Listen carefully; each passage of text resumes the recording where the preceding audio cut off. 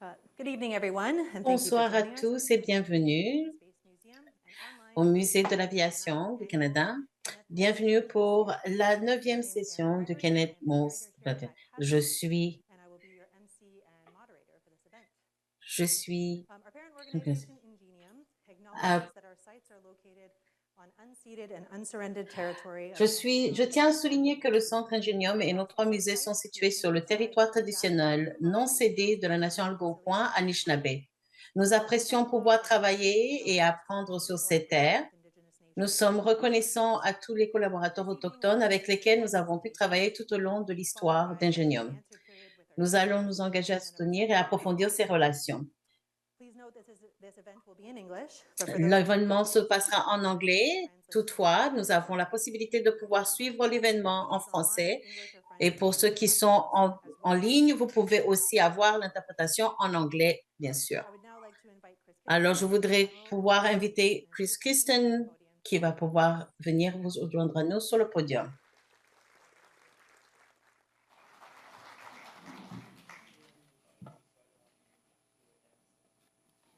Thank you, Aaron. Merci. Good evening, everybody. Bonjour à tous, Ladies and gentlemen. Je m'appelle mesdames et messieurs. Je m'appelle Chris Kitchen, je suis le directeur général du Musée de l'aviation du Canada, l'un des 3 musées d'Ingenium, les musées de sciences et de l'innovation. Thank you for joining us for the 2025 edition of the Merci Kenneth beaucoup de Mons. vous être joints à nous aujourd'hui pour cette série de présentations. Cette année, nous allons justement continuer à travailler sur... Oui, je suis désolée, je suis très connue justement pour faire de temps en temps avoir des confusions. Alors, ces dernières années, au plus, comme nous observons justement le rôle important que au cours de ces dernières années, nous avons pu voir et élargir les actions d'action, ainsi comme la zone de drone, un espace éducatif où les visiteurs peuvent apprendre à piloter des drones et explorer leur application. Au musée, nous nous consacrons à la prévention du patrimoine aéronautique canadien, notamment des hélicoptères qui ont joué un rôle essentiel dans la recherche et le sauvegarde. Mais Ingenium est aussi là pour pouvoir justement travailler sur l'obtention et la maintenance vers l'avenir. Ces dernières années, nous avons élargi notre champ et nous développons bien sûr des programmes qui permettent justement d'apprendre plus en plus sur ces sujets. Sur ces dernières années, nous avons donc élargi notre champ d'action avec des initiatives comme la zone de drone, qui est un espace éducatif où les visiteurs peuvent apprendre à piloter des drones et explorer leurs applications concrètes. Grâce à notre programme d'expérience aérospatiale, nous collaborons avec des partenaires gouvernementaux, industriels et éducatifs pour inspirer la prochaine génération de professionnels de l'aérospatiale en transformant la curiosité en parcours professionnel. À l'Académie aérospatiale, les élèves ont élevé divers défis liés aux drones, notamment en utilisant les mathématiques pour tracer des trajectoires de vol de drones dans des scénarios d'incendie et de sauvegarde. Ces activités ont été conçues pour montrer aux élèves les nombreuses façons dont la technologie des drones peut être exploitée pour résoudre des problèmes concrets. Plusieurs d'entre eux ont approfondi leur connaissance des drones et développé des solutions à des problèmes spécifiques, notamment liés à la lutte aérienne contre les incendies et la forestation. Les élèves ont reconnu l'importance de ce domaine et ont souhaité mettre leur créativité au sein du programme. Tout particulièrement puisque nous sommes un grand pays et ils veulent justement mettre en place des programmes qui vont pouvoir résoudre ces problèmes. Ces programmes expériences ont ouvert les yeux des élèves et leur ouvert des portes vers des carrières potentielles dans l'aérospatiale. Nous collaborons donc, et c'est pour ça qu'il est important que nous ayons des expériences comme ce soir où nous pouvons partager nos expériences, tout particulièrement lorsqu'on parle de l'aérospatiale et tout aussi parce que beaucoup de Canadiens ne sont pas au courant de ce qui se passe dans ce domaine. Nous collaborons activement avec les gouvernements, l'industrie et l'éducation pour éteindre et déployer ces initiatives à l'échelle nationale. Le travail des pompiers aériens et les technologies qu'ils utilisent se situent à la croisée de l'histoire, de l'innovation et de l'éducation, autant d'éléments qui sont au cœur de la mission de notre musée. Nous sommes honorés de vous présenter cette discussion ce soir et je tiens à exprimer ma reconnaissance à nos éminents conférenciers pour avoir partagé leurs connaissances et leur expertise et ce qu'ils vont faire ce soir. Je tiens également à remercier tout particulièrement la Fondation Kenneth M. Molson et la Fondation Engineering pour les généreux soutiens qu'ils nous ont accordés pour permettre justement, et nous avons la chance d'avoir justement le président de la Fondation de Kenneth Molson et qui nous a permis de pouvoir avoir ce genre de soirée et ce genre de conférences sur les 10 dernières années et nous sommes très reconnaissants pour votre soutien. Alors, je voudrais justement inviter Robert à venir et présenter et dire quelques mots.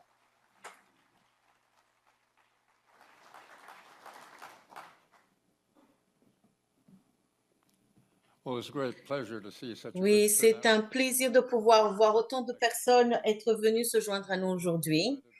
Nous sommes très heureux que vous puissiez être ici et tout particulièrement, nous exprimons notre reconnaissance et nos remerciements à Ingenium et au musée. Et nous avons hâte de pouvoir voir justement ce qui pourra se faire à partir de l'année prochaine. Merci beaucoup.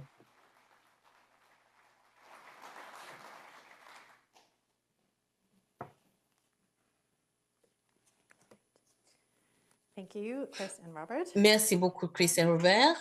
Alors, je voudrais commencer par accueillir notre première conférencière, Sherlyn Hans, qui est une figure marquante de la gestion des feux de forêt, actuellement experte clé au Service canadien des forêts.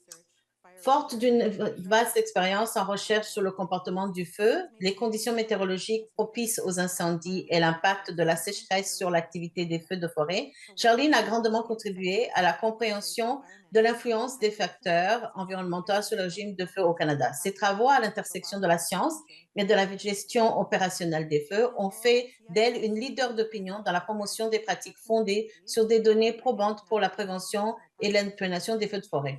Le rôle de Sherlyn au sein de la Fondation comprend la promotion des stratégies de réduction du feu de forêt, la collaboration avec des partenaires nationaux et internationaux et la contribution des initiatives majeures qui abordent la complexité croissante de la gestion des feux de forêt dans le contexte du changement climatique. Reconnue pour sa réflexion stratégique et son engagement envers les renforcements des capacités, elle participe activement aux efforts visant à développer des outils et des modèles sur le système canadien. S'il vous plaît, accueillez Sherlyn.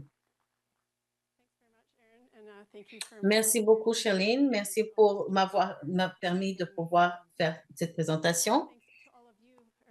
Merci aussi à tous ceux qui sont venus se joindre à nous. Nous avons beaucoup, justement, d'acronymes, donc je vais essayer de les garder au minimum.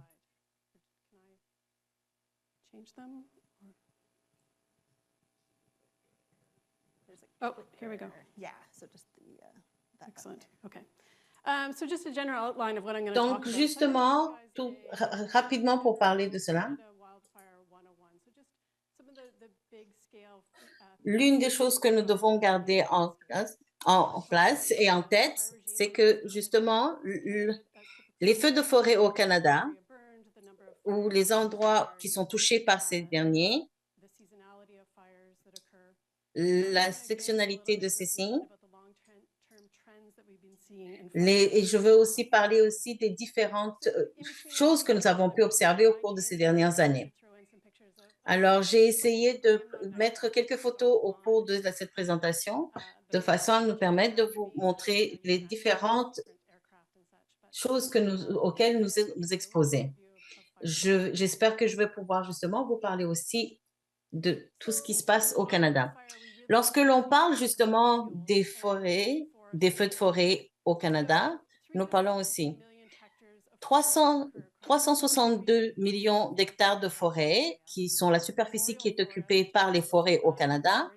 La forêt boréale est de 75%. Il est très important que justement le feu est un perturbateur naturel et que celui-ci justement va avoir un impact sur les territoires qui sont couverts par ces zones forestières. Alors, comme je l'ai mentionné, la zone boréale occupe 75% des hectares occupés par la forêt. Et ceci permet justement de permettre la repopulation de ces derniers, mais c'est aussi un environnement qui requiert une certaine protection, garder justement ouverts ces environnements pour permettre justement de l'exposition du sol et leur permettre de pouvoir avoir la fertilisation adéquate pour la continuité de l'accroissement de ces forêts. Alors, justement, lorsque l'on parle de la population, comment est-ce qu'elle est redistribuée au travers du Canada, nous avons à peu près 90% qui vivent à moins de 100 km de la zone de la frontière américaine. La majeure partie des individus vivent dans le sud du pays et nous avons donc beaucoup plus de zones forestières qui sont plus au nord de ces zones habitées. C'est donc très important de pouvoir justement garder en tête que lorsque, par exemple, nous avons justement cette carte qui démontre les zones forestières et les zones qui sont à risque justement en termes de forêt, de feux de forêt. Et nous voyons que justement, c'est une fois de plus la zone boréale, les forêts boréales qui sont le plus touchées, qui sont aussi situées dans la zone nord des zones habitées par les populations au Canada.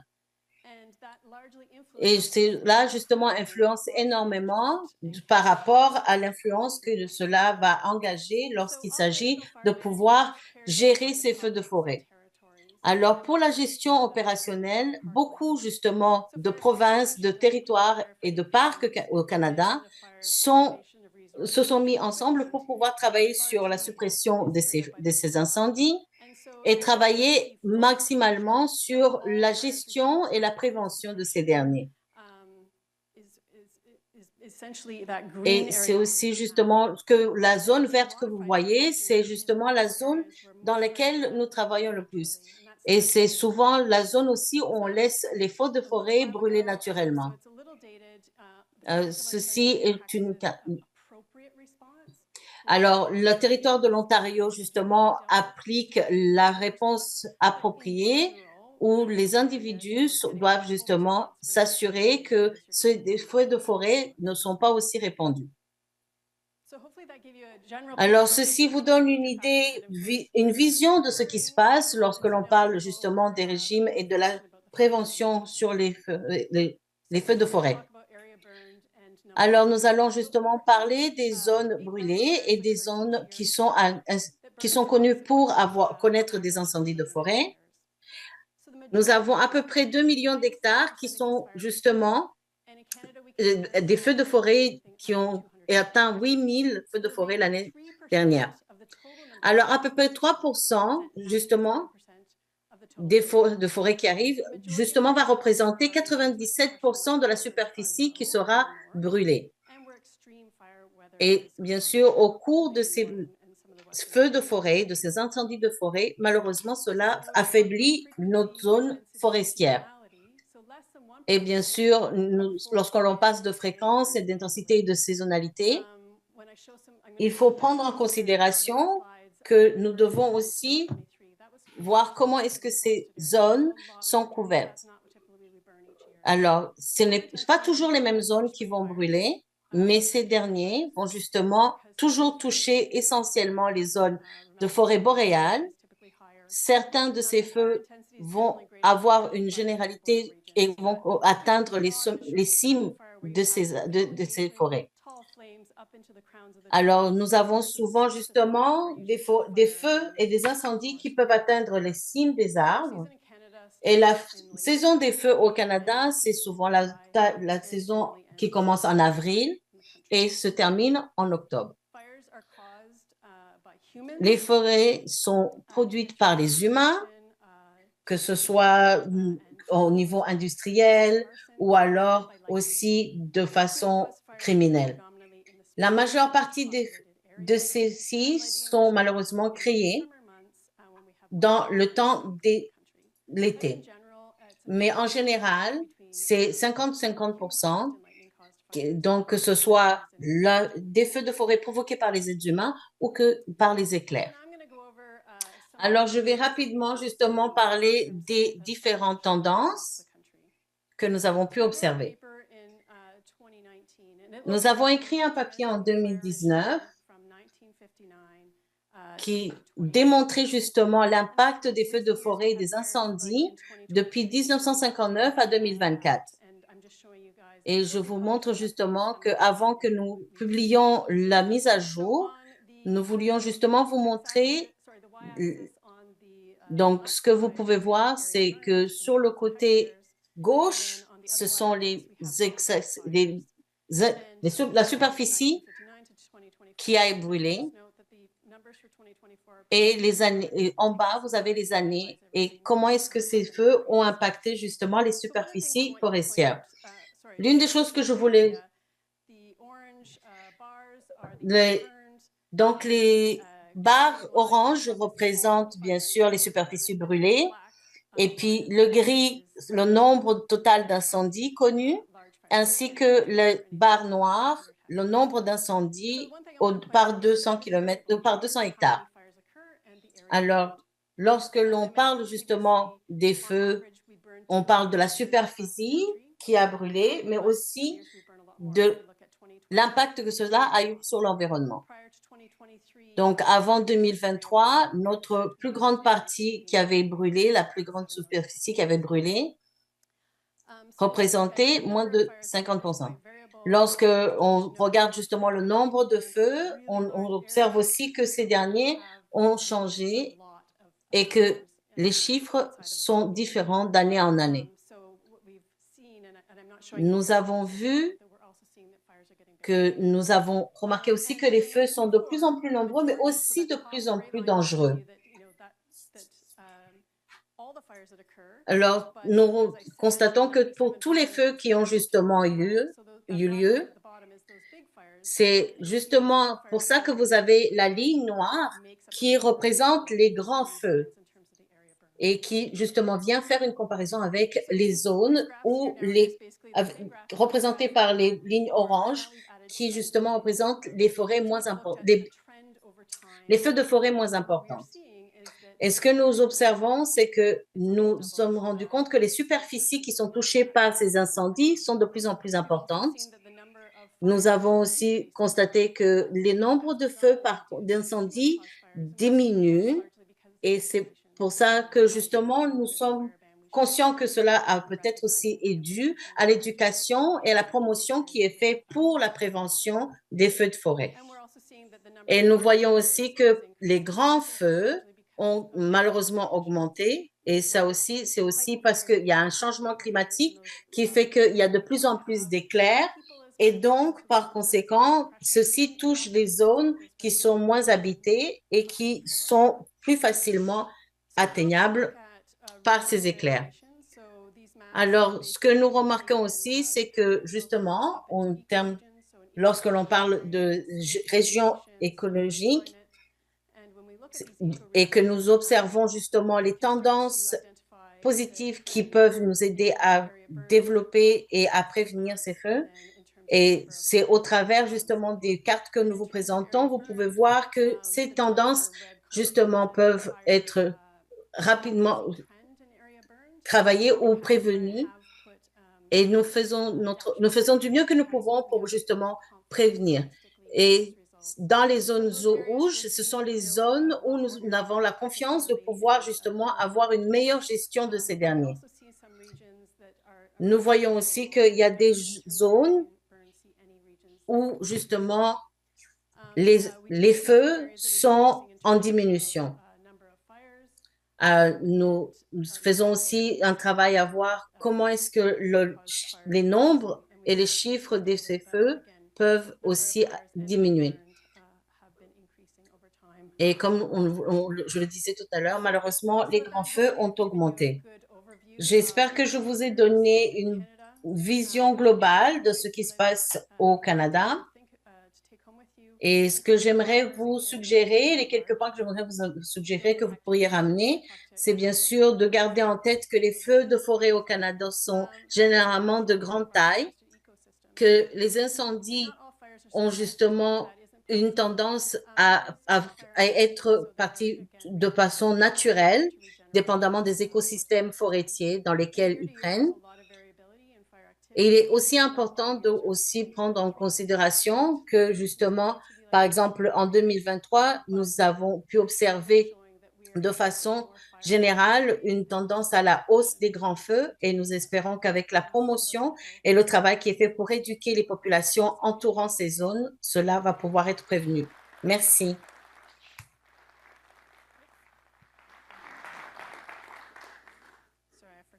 I forgot to put this one up. If anybody, any questions that aren't answered. Oui, et si vous avez des questions, n'hésitez pas.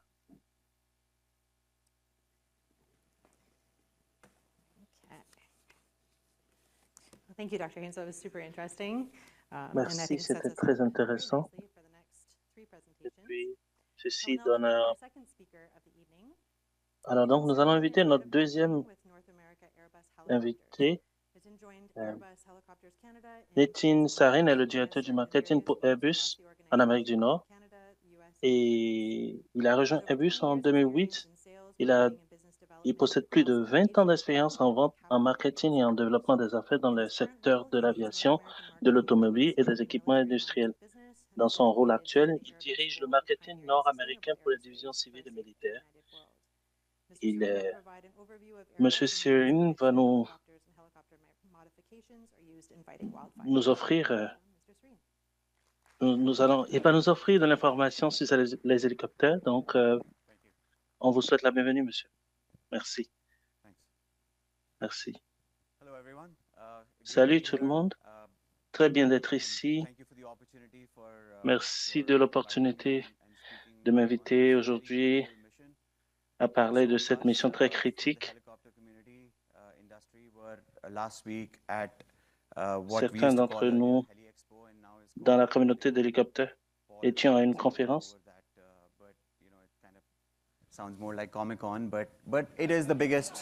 Mais on peut dire que c'est la plus grosse foire d'hélicoptères dans le monde. Et on était là-bas la semaine dernière pour présenter nos appareils. Et puis, je ne peux pas le dire assez, qu'il est devenu très critique maintenant de lutter contre les incendies. Alors donc, je vais vous dire dans les prochaines minutes en quoi nos appareils peuvent lutter contre les incendies. Et puis, je sais que Paul pourra vous fournir par la suite un peu plus d'informations avec sa flotte par rapport à ce qui se passe dans l'ouest du pays. Avant de commencer, je veux prendre un moment pour vous parler d'Airbus. J'espère que tout le monde connaît l'Airbus, mais je veux juste résumer rapidement ce que nous faisons. Vous avez mentionné dans l'introduction Airbus, et nous, notre mission, c'est vraiment de créer des appareils sécuritaires et durables qui peuvent servir partout dans le monde. Et nous avons donc des appareils commerciaux, des appareils hélicoptères. Mais parlant de la durabilité, on prend cela très important, très sérieusement. Il ne s'agit pas juste d'un mot pour nous. Par exemple, la semaine dernière, nous avons fait des démonstrations avec 45 hélicoptères. Nous avions fait à peu près 60 vols. Et tous ces vols ont utilisé ce qu'on appelle le SAF, c'est des carburants durables et qui permettent de décarboniser le secteur de l'aviation. Donc, bien sûr, la durabilité va au-delà du carburant qu'on met dans un appareil. Nous pensons que la lutte contre les incendies va dans le même sens que la durabilité de l'environnement. Alors, juste pour parler de Airbus au Canada, je peux vous dire rapidement que nous avons plus de 40 ans de présence au Canada et la première fondation du groupe Airbus au Canada remonte à 1984 et à cette époque, on avait offert une flotte d'hélicoptères au Canada. Si vous regardez le groupe Airbus aujourd'hui, nous faisons un impact très significatif au Canada. Nous contribuons à l'économie avec des revenus, avec des emplois directs et indirects. Et puis, chaque année, la présence d'Airbus au Canada s'augmente, agrandit. Donc, tous les produits que nous offrons augmentent.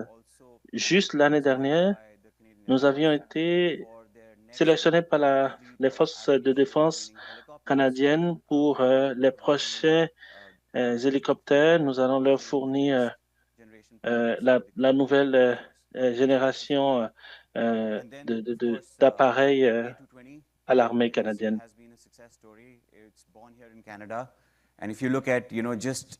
Le 18-20 a été un appareil de succès ici au Canada et c'est le seul appareil hors de l'Europe qui est créé ici au Canada pour nous et il contribue significativement dans l'économie canadienne et sur le marché de l'emploi canadien.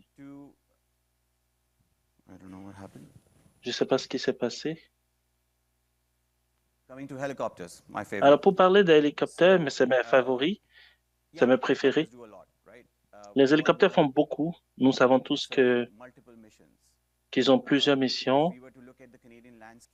Si vous regardez au Canada, vous allez voir qu'au total, nous avons à peu près 25 000 hélicoptères qui fonctionnent au Canada. On peut les diviser entre les hélicoptères Stobin et les hélicoptères personnels. Mais 75% des hélicoptères Tobin servent à faire du commercial. Ils remplissent des tâches variées, y compris la lutte contre les incendies. Il y a aussi le côté médical, il y a le côté du service public, y compris la sécurité l'utilisation par la police. Et d'autres segments par rapport au transport aérien et puis au tourisme. Mais avant de rentrer dans le sujet de la lutte contre les incendies, j'ai une petite vidéo que j'aimerais vous présenter pour que vous puissiez comprendre comment les hélicoptères contribuent à lutter contre les incendies à travers le monde tous les jours.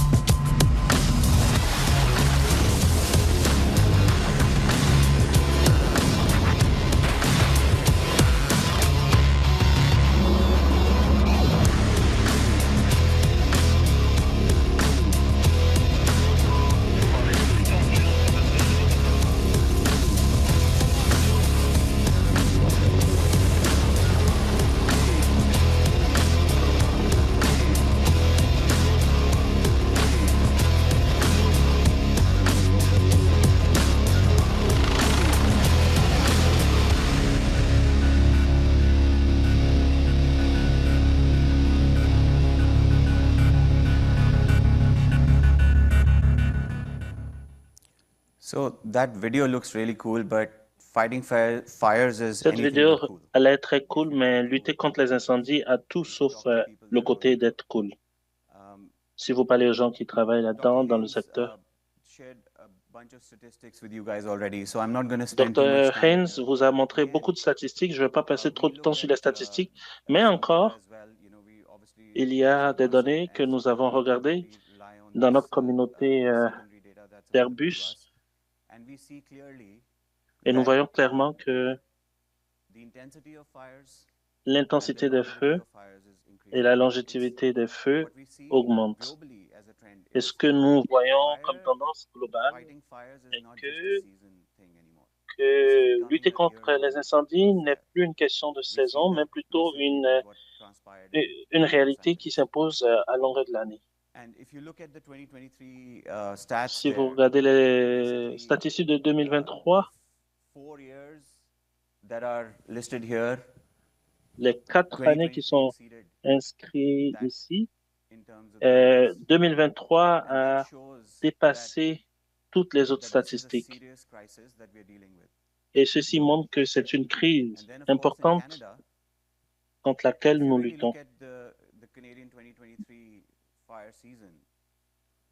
Si vous regardez le carbone qui a été généré est près de 4 fois plus que tout ce qui a été généré comme carbone dans tout le monde entier. Et tout ça, ça vient dans nos villes, dans nos régions, et nous respirons ça. Et ça, c'est un défi énorme que nous devons relever. Et en plus, si vous regardez les pertes records de la couverture végétale,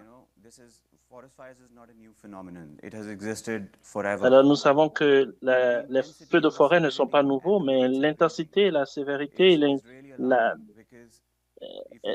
et l'augmentation est alarmant. Vous voyez, en 2023 seulement, c'est très significatif. Et là, je peux vous dire que toute l'industrie prend note de ce qui se passe et veut. Et si je peux juste résumer ce que les hélicoptères font quand il s'agit de lutter contre l'incendie, il y a une variété de missions que les hélicoptères accomplissent et vous l'avez probablement vu dans une certaine mesure dans la vidéo que je vous ai présentée, mais il y a des missions clés que je veux quand même souligner. Le transport, is perhaps one of the most critical aspects of using a helicopter. Alors, le transport rapide de pompiers lorsqu'il y a incendie, ça, c'est très critique dans ce que nous faisons. Donc, l'envoi d'une équipe initiale dans la zone, qui souvent, c'est des zones qui sont inaccessibles par la route. Donc, les hélicoptères servent à transporter les gens à ces endroits. Et comme ceci arrive dans des communautés, les incendies, l'évacuation et les secours constituent un autre domaine d'activité des hélicoptères. Il y a aussi la cartographie qui permet aussi de prévoir, de voir d'avance. Vous savez, il y a tout un écosystème quand il s'agit d'incendie. Donc, la reconnaissance et la cartographie constituent un moyen de pouvoir coordonner et de pouvoir détecter de façon précoce. Donc, il y a toute une équipe qui travaille ensemble pour lutter contre les feux d'incendie. Alors donc, détecter de façon précoce la coordination sur le terrain et la lutte contre l'incendie constituent tous des aspects très importants.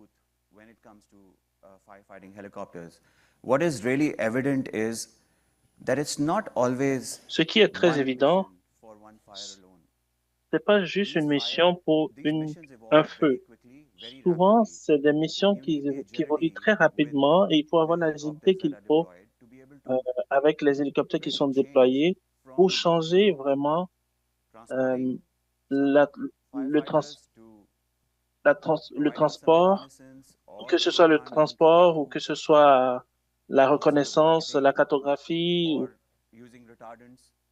pour contrôler le feu. Donc, tout ceci se passe très rapidement et vous devez donc avoir, avec les hélicoptères, il faut être prêt à jouer un rôle multiple pour pouvoir faire un impact.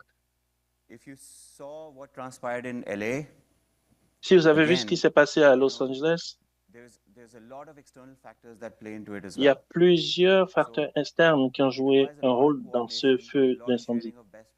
Et il y a eu beaucoup de partage, de meilleures pratiques et de connaissances. Et c'est quand on met tout ça ensemble qu'on peut réussir à avoir un scénario où on réussit contre l'incendie. Je veux juste présenter ceci pour vous dire quels sont les différents types d'hélicoptères que nous utilisons quand il s'agit de lutter contre l'incendie. Au tout début, c'est ce que les forces américaines utilisent pour lutter contre les feux. Donc, il y a pratiquement 3 catégories. Catégorie 1, type 2, type 1, type 2 et type 3. La catégorie 1 peut avoir jusqu'à 7000 à plus de gallons d'eau, donc pour déverser de l'eau. Et ça peut aussi transporter plus d'humains. Donc, le plus l'hélicoptère est gros, comme dans le type 1, le plus il peut transporter. Et il fait partie de l'écosystème. Si je devais vous donner des statistiques sur le nombre ou le type d'hélicoptères utilisés sur les 10 dernières années, on peut dire qu'il y a moins de 30 types 1 d'hélicoptères qui étaient utilisés. Mais seulement en 2023, les hélicoptères type 1 aux États-Unis étaient plus de 100 qui ont été utilisés. Ça vous donne une idée de ce qui se passe au niveau des feux qui deviennent plus rapides et plus grands et qui durent plus longtemps. Et nous avons les catégories de type 2 qui peuvent... Vous avez une capacité de transport d'eau de 300 à 700 gallons et qui peut transporter 9 à 14 personnes. Et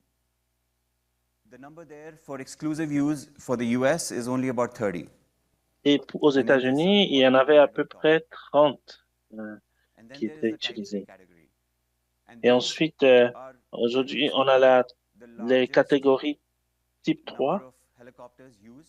C'est le type d'hélicoptère qui est utilisé le plus largement en termes de flotte. Je pense que je vais passer, parce qu'on n'a pas assez de temps.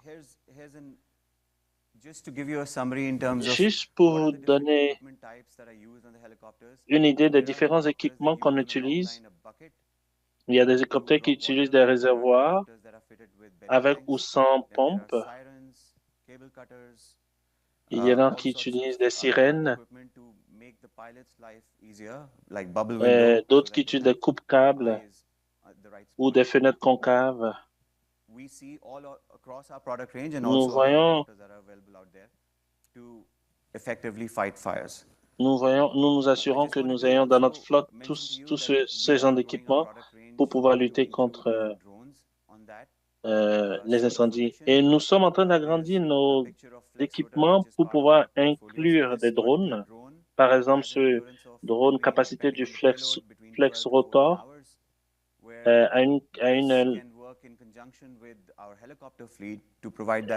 peut travailler en conjonction avec nos flottes d'hélicoptères pour fournir de la reconnaissance et des informations et a une autonomie d'à peu près 12 heures de vol. Je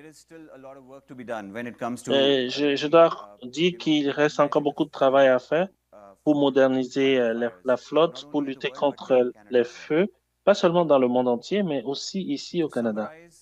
Alors, pour résumer, si je devrais dire quelques trucs de façon provocatrice, je peux dire que nous n'avons pas une agence nationale pour lutter contre les feux. Et nous avons une flotte qui est très vieille. Et donc, en moyenne, les hélicoptères ont 37 ans. Alors, avec ça, on n'a pas souvent les technologies les plus modernes pour combattre les feux d'incendie, les feux de brousse. Whereas there are civil certified helicopters that are Il y there a des hélicoptères qui peuvent faire le travail, qui existent. With that, we are kind of coming up with a double standard in terms of certifying helicopters between, what the Mais nous avons transport norm is and what is being let in. Nous avons un double standard entre ce qui existe, les certifications qui existent au niveau du Transport Canada et vraiment ceux qui sont laissés, les appareils qui sont permis de venir au Canada. Nous avons donc besoin beaucoup d'aide de la part du gouvernement pour pouvoir respecter les normes.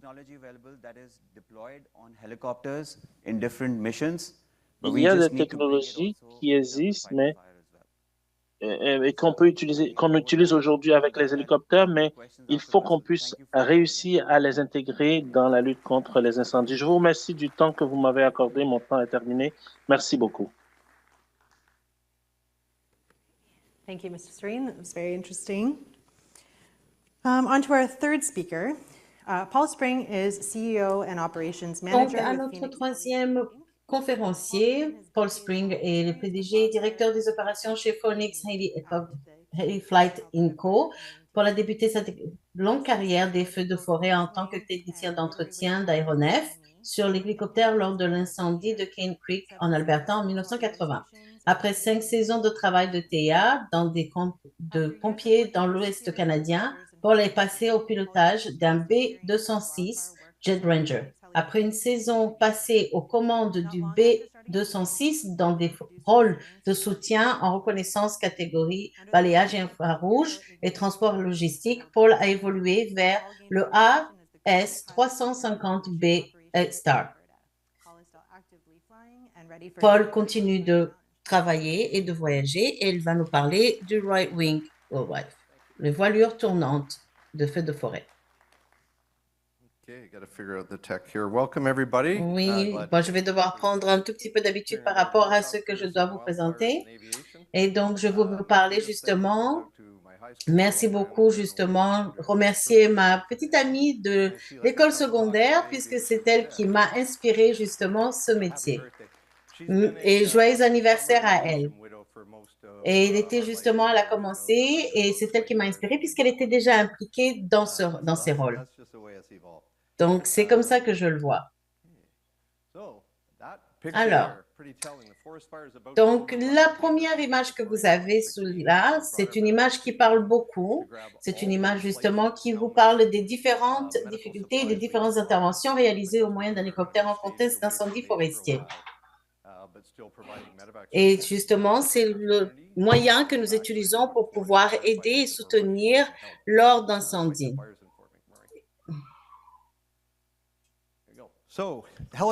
Alors, les hélicoptères sont un tout petit peu comme le couteau suisse, justement, lorsqu'il s'agit de combattre les feux pour l'armée. C'est justement l'une des choses que nous utilisons et c'est un des outils que nous utilisons et c'est justement au travers de notre domaine de travail. C'est aussi un outil de travail pour pouvoir venir et faire des étapes de sauvetage des individus aussi. Nous avons donc 4 catégories. Nous avons des catégories donc d'hélicoptères légers, intermédiaires, moyens et lourds. Nous avons la série A-Star. Nous avons le Bell 212. Et lorsque nous allons justement dans l'aspect lourd, alors nous avons le 61 et même beaucoup plus que cela. Et bien sûr, nous ne pouvons pas oublier le Chinook. Alors, tout le travail que nous faisons, nous allons passer au travers justement petit à petit. Donc, et puis, bien sûr, je pourrais répondre. Si vous me laissez parler, je pourrais en parler pendant 8 heures. Donc, je vais justement essayer de passer au travers assez rapidement. Alors, pour aller passer au travers des catégories, nous avons donc, et puis je prendrai les questions plus tard. Alors, justement, en termes de travail que nous faisons, nous avons bien sûr la pré-suppression qui, vous pouvez le voir justement au travers de la photo, du travail qui est fait. Ce sont des hélicoptères qui sont utilisés dans la construction des tours d'observation, l'entretien bien sûr de ces dernières. L'Alberta, où je passe beaucoup de temps, ce sont justement du travail et des opérations qui sont faites sur une base régulière. Nous avons aussi un réseau radiophonique qui nous permet de pouvoir maintenir une observation sur une grande partie du territoire forestier qui occupe l'Alberta. Et bien sûr, cela nous permet de pouvoir justement avoir une idée de des opérations qui doivent être mises en place pour pouvoir faire de la prévention ou alors, bien sûr, répondre aux besoins lors des incendies. Ensuite, nous avons aussi, bien sûr, les stations météorologiques qui nous permettent justement permettre de pouvoir concentrer nos efforts sur les différents endroits où nous savons que ces derniers pourraient être sensibles justement aux incendies. Et la majeure partie de nos hélicoptères, malheureusement, ne fonctionnent pas sur du fuel construit sur base de nos flancs. C'est bien sûr, malheureusement, des hélicoptères qui ont besoin aussi de gaz et d'essence. Et c'est pour cela que, justement, nous avons aussi besoin d'avoir ces zones où ils peuvent aller chercher justement le fuel dont ils ont besoin. Ensuite, nous avons aussi la suppression, bien sûr, qui est une accumulation, une collaboration par rapport à la reconnaissance et au commandement en cas d'incendie.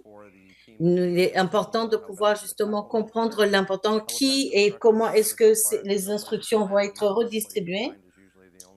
Et la plupart du temps, c'est justement de pouvoir avoir les outils et les appareils adéquats sur place et de les avoir facilement accessibles pour les pompiers qui travaillent sur place et qui travaillent dans la logistique.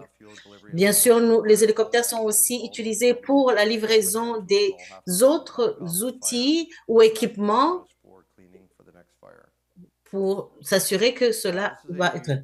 Alors ça, c'est une photo justement de pompiers qui finissent une droite.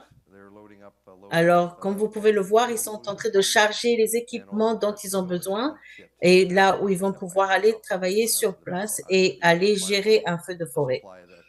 Et c'est aussi pour s'assurer d'apporter les équipements adéquats pour justement les équipes qui sont déjà sur place.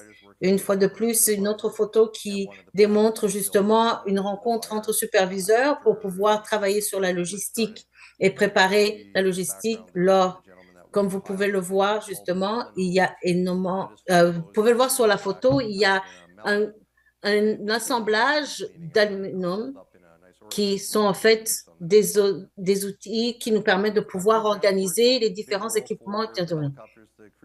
Vous pouvez voir aussi ici une équipe qui justement va sur le terrain. Et donc, comme vous pouvez le voir, pour pouvoir atteindre certaines zones, nous avons besoin des hélicoptères pour emmener les équipes sur place et leur permettre de pouvoir faire le travail dont ils ont besoin. Ou alors, tout simplement, pour commencer la prévention des certaines zones qui ne sont pas encore touchées par les feux. Ou alors, soit qui reviennent justement d'une zone incendiée. Et comme vous pouvez le voir aussi ici, nous avons aussi des zones où nous avons bien sûr des cabanes qui sont préparées pour permettre aux équipes de pouvoir se reposer. C'est souvent les endroits aussi où la logistique et les rencontres vont se faire au sein des équipes.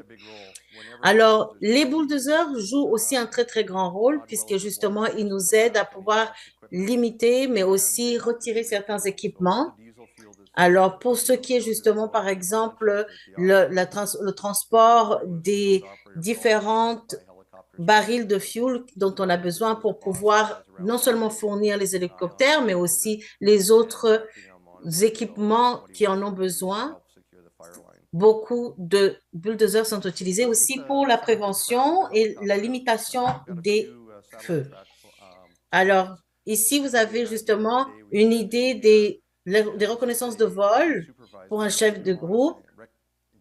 C'est justement de pouvoir voir comment est-ce que ces vols sont organisés et voir comment est-ce que ces derniers vont pouvoir être faits.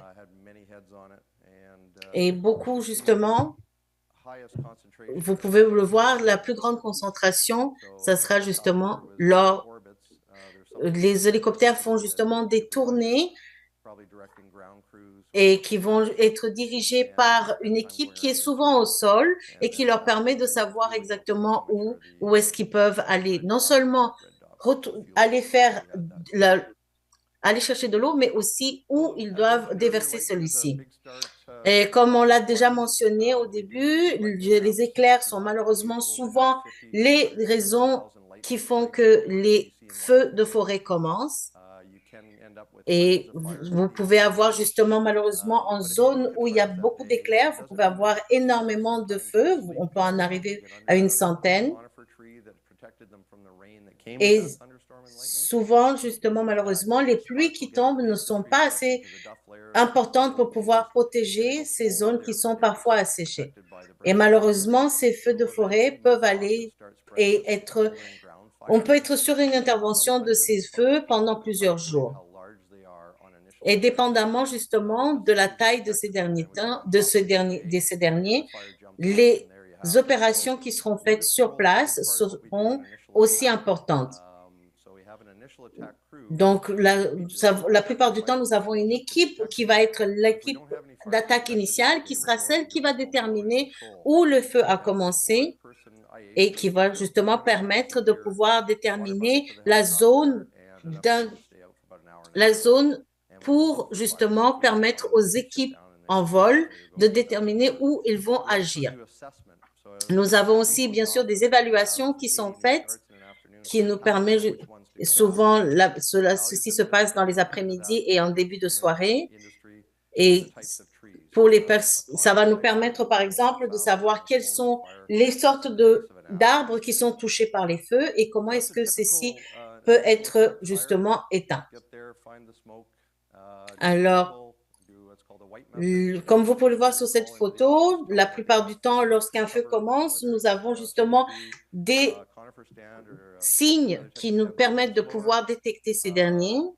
Ça va être par exemple la fumée blanche que vous pouvez voir sur ça. Et souvent, c'est justement à partir de l'opération où nous détectons les zones de commencement. Alors ici, c'est par exemple pour une zone beaucoup plus affectée par un feu.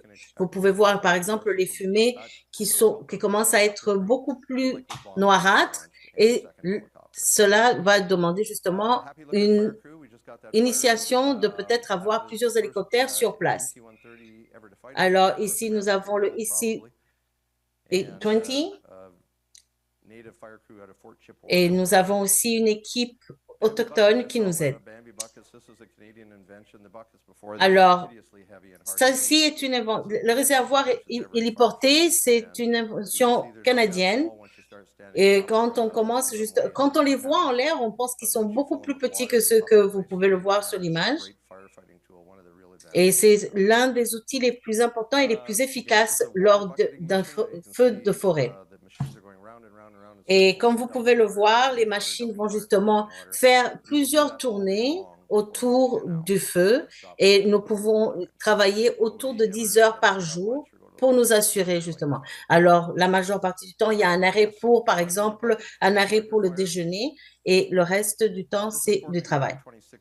Alors, ça, c'est un feu de forêt de 2016 qui malheureusement avait une tendance à s'approcher d'une zone habitable. Et lorsque ceci arrive, notre travail primordial est justement d'aller chercher à éviter que le feu se propage dans cette zone et donc faire de la prévention. Et comme je l'ai mentionné plus tôt, comme vous pouvez le voir, c'est donc un S-64. Il a aussi justement une équipe pour aider. Ça, c'est une vue de l'arrière. Ça, c'est justement le produit anti-incendie qui ressort. Alors, nous faisons justement 9h6 de vol en boucle qui nous permet de pouvoir coordonner et justement couvrir les zones de feu. Et puis après avoir fait justement plusieurs tournées, ben, malheureusement, vous avez l'impression que ça ne s'arrête jamais. Nous avons bien sûr l'allumage aérienne. Donc, ceci, c'est en fait l'utilisation du feu pour éteindre un feu. Et ceci, justement, nous aide à pouvoir justement rediriger le feu. C'est ce qu'on appelle aussi le système ping-pong. Donc, c'est un balle de ping-pong avec du potassium qui va justement commencer un feu pour combattre le feu. Ça, c'est justement un feu et puis un tank de fuel. Nous utilisons aussi souvent les routes comme justement un point de ravitaillement. Et ceci, justement, souvent, ça nous aide beaucoup à pouvoir travailler. Alors, ceci est un parfait exemple de ce que les bulldozers peuvent faire. Alors, ça, c'était dans la zone de Windsor et ça nous a pris 8 heures pour pouvoir, 8 heures où l'incendie nous a pris 8 heures pour pouvoir nous assurer qu'il était éteint. Alors, ça, c'est un hélicoptère avec justement une caméra qui nous permet d'avoir une idée et d'avoir des images sur une base régulière. Et ici, vous pouvez aussi voir la technologie qui est utilisée pour le pilote. On appelle ça le Jasper pour celui-ci. Et ceci, justement, nous permet d'avoir une idée des dégâts qui pourraient être faits sur les infrastructures qui entourent les feux. Alors, pour ce qui est de l'évacuation et des recherches de sauvetage, parfois, malheureusement, les habitants ne veulent pas quitter leurs habitations. Et c'est souvent, malheureusement, dans les zones de vallée où, malheureusement, les routes de sauvetage peuvent être bloquées par les feux. Et donc, les chiens, les chats, les enfants et les adultes ont besoin de participer. Malheureusement, lorsque l'on travaille à la sauvegarde et au combat des feux de forêt, il arrive malheureusement que nous ayons aussi des accidents. Et souvent, c'est malheureusement par rapport au manque soit de fuel ou alors la fatigue humaine.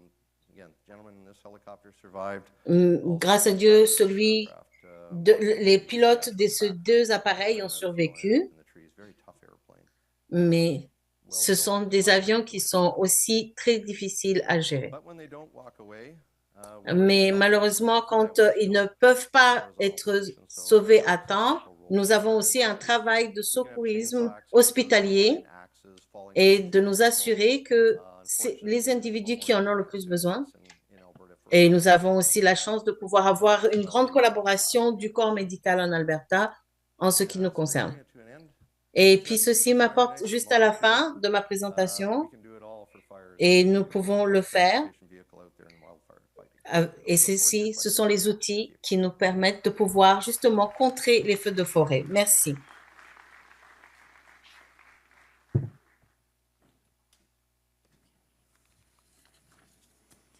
Thank you, Paul. That was really, really fascinating. What a career you have had. Lots of great stories, which I'm sure we'll hear. Oui, merci Paul. C'était vraiment une belle démonstration de votre carrière.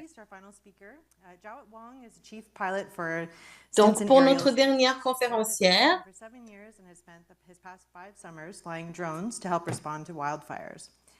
he leads training for all Stinson pilots to operate drones beyond normal operating limits under special flight operations certificates from Transport Canada.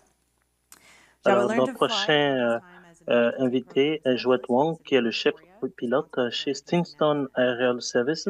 Il cumule 7 années d'expérience en aviation, dont 5 saisons estivales passées à piloter des drones pour appuyer la lutte contre les feux de forêt.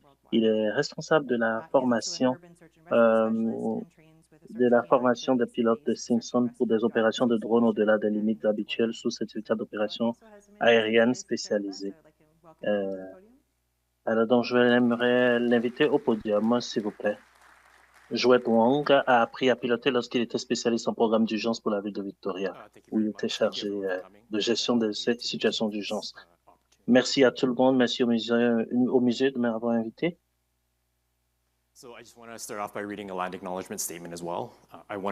J'aimerais commencer. Je tiens à souligner que le Centre Ingénium et nos 3 musées sont situés sur le territoire traditionnel non cédé de la nation Algonquin-Anishinaabe. Nous apprécions le fait de pouvoir travailler et apprendre sur ce territoire. Nous sommes reconnaissants envers tous les peuples autochtones avec lesquels nous avons travaillé tout le long de l'histoire d'Ingénium. Alors, cette vidéo a été présentée 3 fois et ça vient d'un drone parce que nous travaillons exclusivement la nuit. Vous pouvez voir ceci, c'était un peu vers la journée, mais on a pu aller chercher les données de ce feu. Et puis, vous pouvez voir en bas, c'est la caméra thermo qui va chercher la chaleur, les signaux de feu. Et puis, alors que le grand écran présente l'image colorée plutôt. Alors donc, nous travaillons même la chaleur permet au caméraman de pouvoir voir en blanc tout ce qui est en feu ou qui risque d'être en feu. Alors donc, en utilisant la mentalité à vos marques prêts, partez, je vais vous expliquer comment nous fonctionnons. La saison des feux de forêt commence généralement vers le mois d'avril.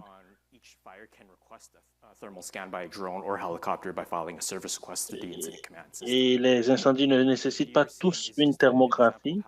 Les commandants demandent souvent le recours à des drones en remplissant une demande de service.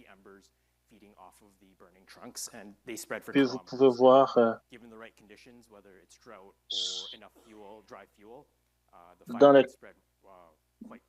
lorsque les conditions sont idéales, le feu peut très rapidement s'étendre.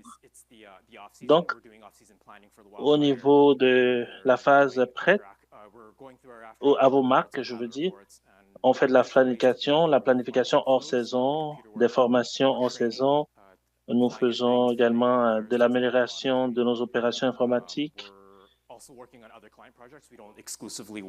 Et nous travaillons sur d'autres projets de clients et nous ne travaillons pas uniquement sur les projets de la province de la Colombie-Britannique. Nous offrons aussi des formations d'éducation. Alors, les 2 photos que vous voyez à la droite sont les mêmes photos. Le plus haut, c'est une caméra photo la nuit, donc on ne voit pas très bien, mais en bas, c'est la même photo qui a été prise avec une caméra thermo. En blanc, c'est vraiment indique vraiment les sources, les plus hautes sources de chaleur.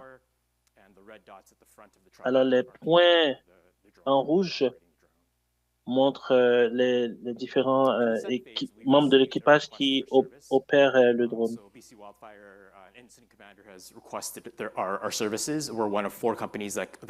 Donc, en Colombie-Britannique, nous sommes une des 4 compagnies qui ont été autorisées pour lutter contre l'incident. Donc, nous venons souvent en moins de 24 heures pour recevoir un brefage. Nous arrivons sur les lieux de l'incendie pour un brefage dans les 24 heures qui suivent l'incendie et l'information sur la sécurité, les opérations et tout ça. Si jamais quelqu'un a un accident, le brefage permet d'avoir de l'information sur ce que nous devons faire.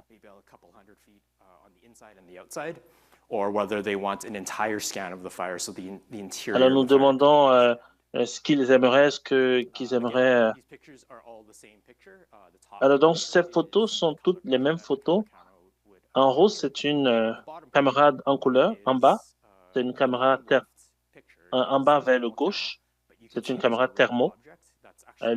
L'objet rouge, c'est un animal et ça montre la chose qui émet le plus de chaleur. Alors donc, à la droite, en bas, c'est vraiment la même photo, mais zoomée. Alors donc, lors de nos opérations de brefage, nous recevons l'information sur le périmètre de l'incendie et puis nous le téléchargeons sur nos ordinateurs. Alors donc, en rouge, les bordures rouges montrent le périmètre du feu. Et à la gauche, vous allez voir que c'est une série de feux qui se retrouvent dans la même zone. Alors donc, le KLM que nous recevons, c'est-à-dire cette image, nous le mettons dans notre système et puis ça nous permet d'avoir une carte. Alors donc, le drone que nous faisons voler, nous le faisons manuellement. Alors donc, nous trouvons que c'est plus sécuritaire plutôt que de nous baser sur l'automation plutôt, pour éviter ainsi les situations d'accident. Alors donc, la sécurité avant tout, toujours, les vols de nuit seulement nous ont des contrastes thermiques. Et nos priorités et l'affectation est expliquée lors du brefage.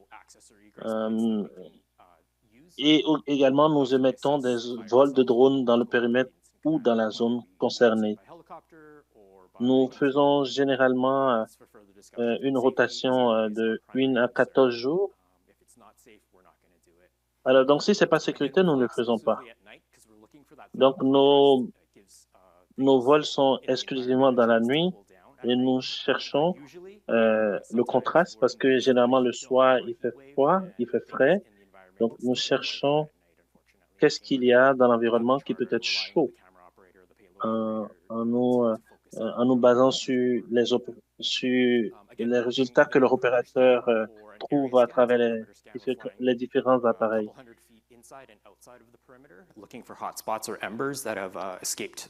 Donc, que ce soit la cendre ou la chaleur, c'est ce que nous recherchons à travers le vol. Donc, ça pourrait prendre selon le type de feu, ça peut prendre plusieurs jours pour détecter des signes de feu. Alors, nous travaillons toujours en rotation de 1 à 14 jours avant d'être remplacé par quelqu'un d'autre. Alors, donc, si jamais il y a un feu quelque part, nous pouvons rester sur le site pendant 14 jours avant de quitter, avant de changer d'équipe. Alors donc, ça c'est le drone que nous utilisons. Ça s'appelle le DJI M30T. C'est un drone compact et qui est fait pour répondre en cas d'urgence. Alors, tout ce qui est sur le drone se plie sur lui-même. Vous pouvez voir, c'est moi-même en bas, c'est moi-même qui vérifie le drone et qui le fait décoller dans la vidéo en bas. Ici, c'est ce que le pilote va voir. J'ai fait une capture d'écran avant cette présentation. Alors, vous voyez ici, c'était la journée où on est autorisé à brûler nos ordures. Et puis, moi, j'ai utilisé la caméra thermo pour l'enregistrer. Et vous voyez, ça, c'est... Alors, le drone est à une position où il ne bouge pas, mais il y a beaucoup de données qui rentrent dans les senseurs. Donc, il faut être... Donc, vous savez que les incendies se produisent dans des zones inaccessibles. Donc, il faut toujours être conscient de tout ce qu'il y a autour. Il y a beaucoup d'informations qui viennent au pilote. Mentalement, c'est vraiment beaucoup d'informations qui fatiguent. C'est pour ça que nous faisons une rotation des pilotes et nous nous posons des questions souvent régulièrement pour demander si quelqu'un veut se reposer, s'il est fatigué. Et curieusement, parfois, il y a des animaux dans la zone et ça peut porter à confusion. À la fin de la soirée, voici ce que nous avons. Vous voyez cela? Ça, c'est ce que nous appelons une carte de géoréférence. En fait, c'est un document PDF très petit que nous mettons dans un programme pour le transformer en un GPS et qui nous permet d'aller sur chaque endroit qui était rouge sur la carte ou la photo qui a été prise et de vérifier et de voir exactement où sont les points rouges. Et puis les pilotes d'hélicoptères vont pouvoir aider à remplir les seaux d'eau et à ainsi éteindre les feux.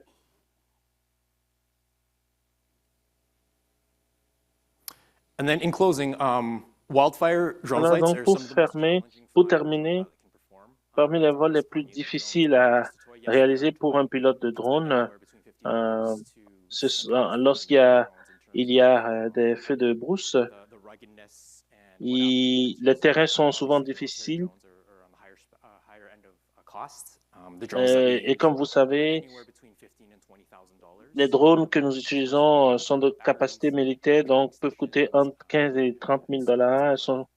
C'est vraiment pas facile de les acheter. Donc, dans des conditions très difficiles, c'est pas quelque chose que un nouveau pilote peut utiliser sans beaucoup de formation. Alors donc, le côté mental qui est très fatigant, je vous l'ai dit, l'environnement qui est très difficile, et l'information constante, le flux constant d'informations qui vient. Alors donc,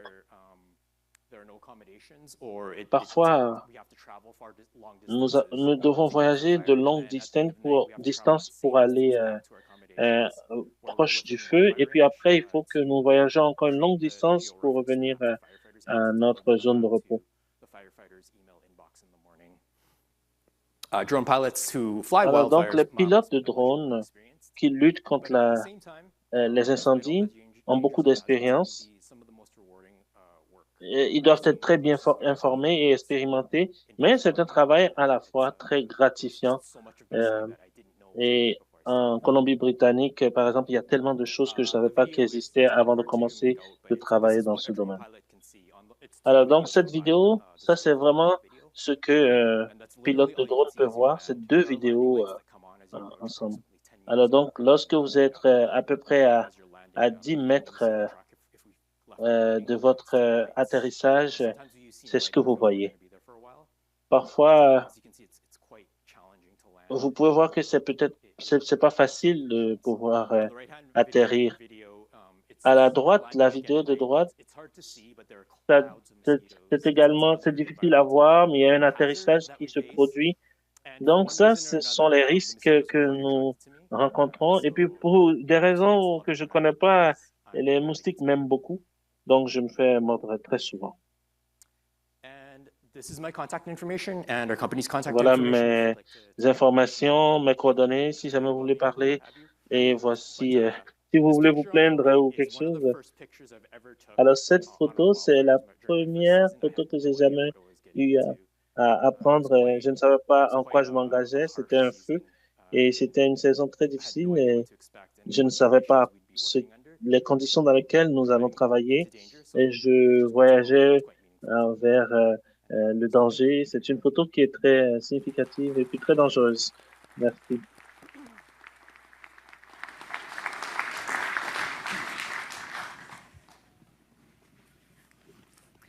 Thank you so much, Jawed. Merci Merci beaucoup. beaucoup.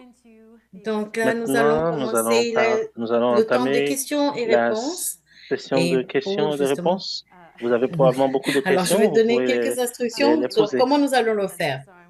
si vous voulez. Alors, donc, je vais demander à nos présentateurs de venir s'installer en avant et nous allons commencer.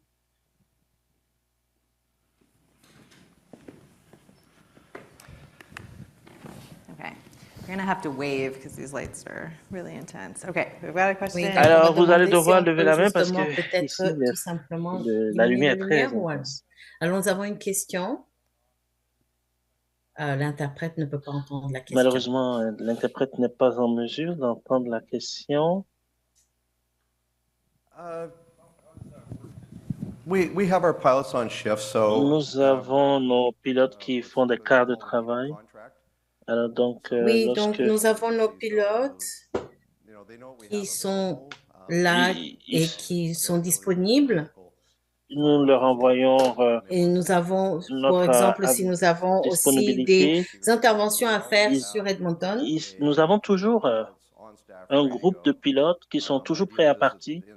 Et notre point, c'est que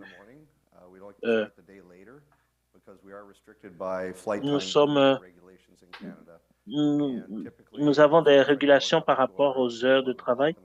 Donc, de 10 heures à 11 heures, on peut commencer et puis vous pouvez terminer vers 10 heures le soir.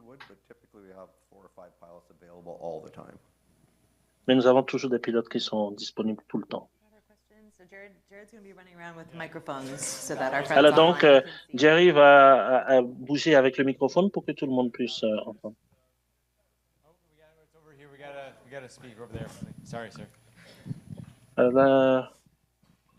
My turn. Go ahead.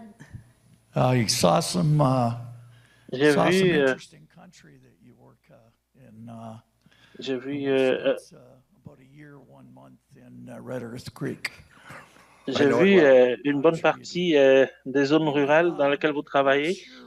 Alors dites-moi, General operations, are you going across to Abasca and over towards est-ce que vous Manning allez vers Abasca, vers le Rainbow Lake? Wherever the call comes in first. So if it's in Alors the donc, province of nous, Alberta, it will be c'est different. l'endroit où nous recevons un appel qui compte. Donc, si c'est hors de nos zones de forêt, la requête va venir de force provinciale d'Hamilton et nous pourrons aller nous ne savons jamais où est-ce que nous devons partir, mais nous recevons parfois des demandes pour aller en Colombie-Britannique ou au Saskatchewan. Donc, parfois, nous allons aussi dans la zone de Fort Smith qui a brûlé il y a quelques années. Nous y allons aussi. You should go to Rainbow Lake, Alberta, and you'll find mosquitoes. Vous devez aller à Rainbow Lake en Alberta, vous allez rencontrer des moustiques là-bas.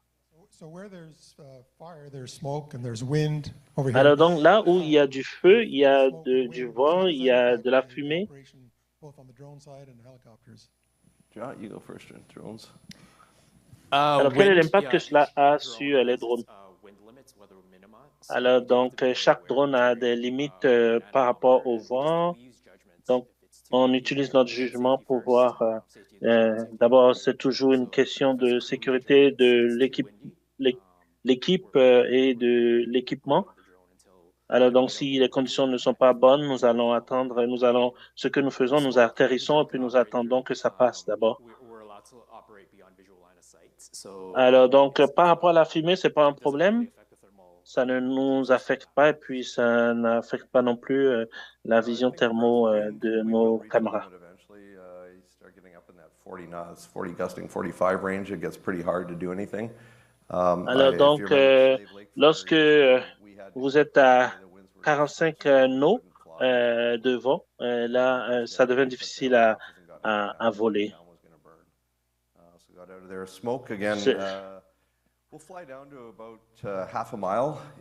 Nous pouvons aller jusqu'à la moitié d'un mille lorsque la visibilité est réduite avec la fumée. Les systèmes sont meilleurs.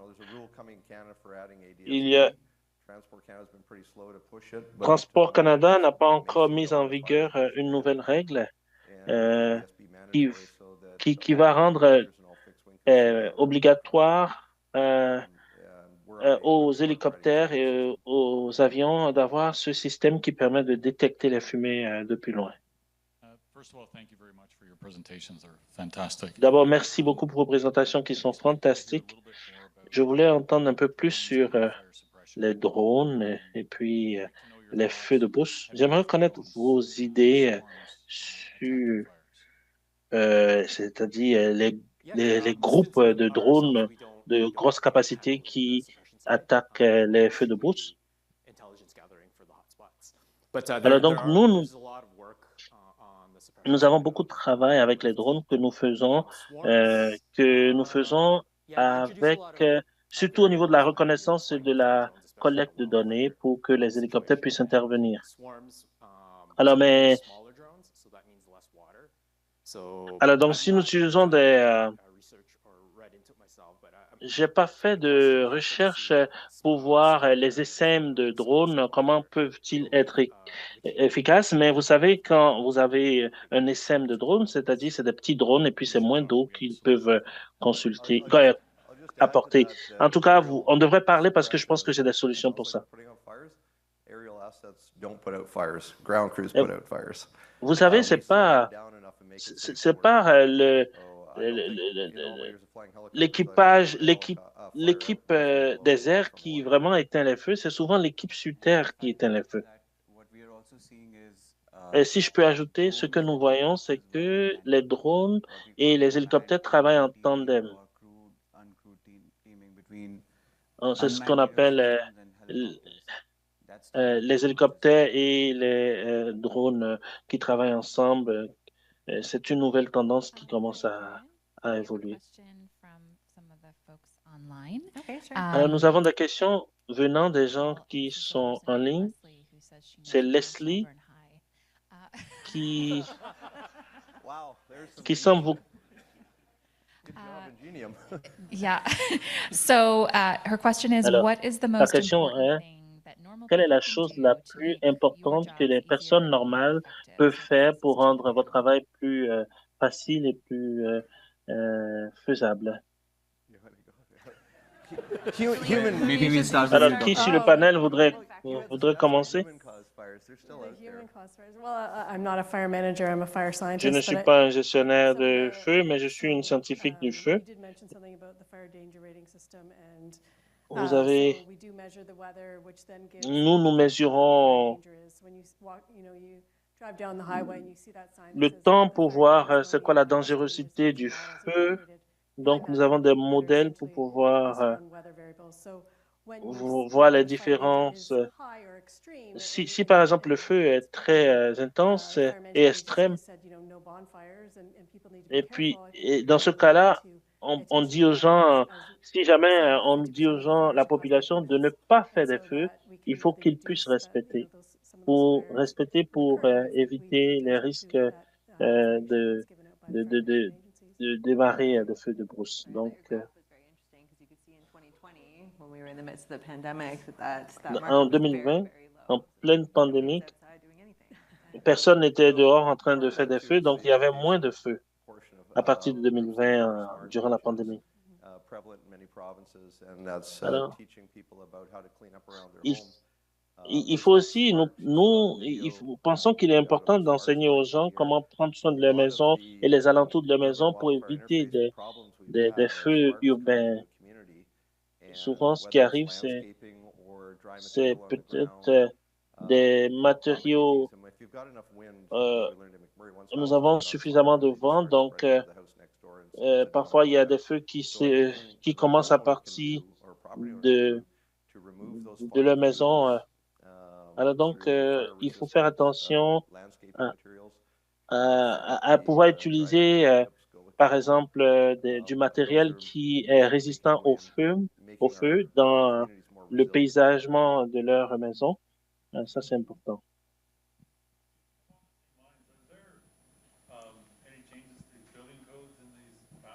La voix est faible.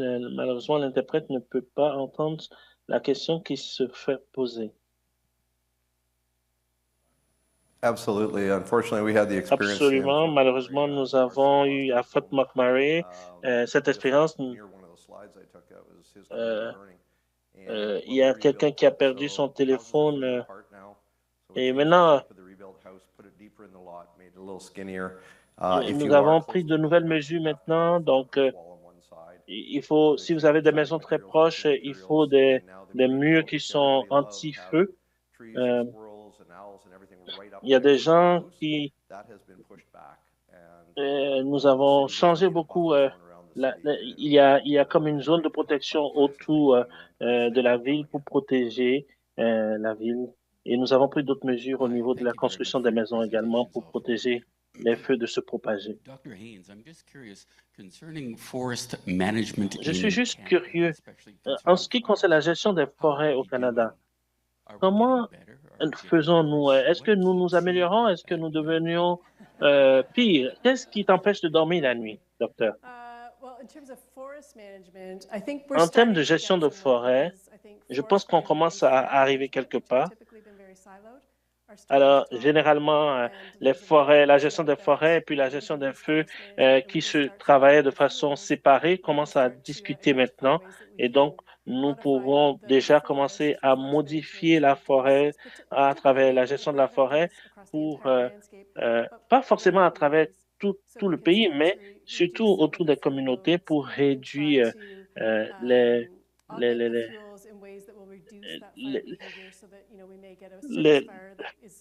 possibilités de feu autour des zones urbaines.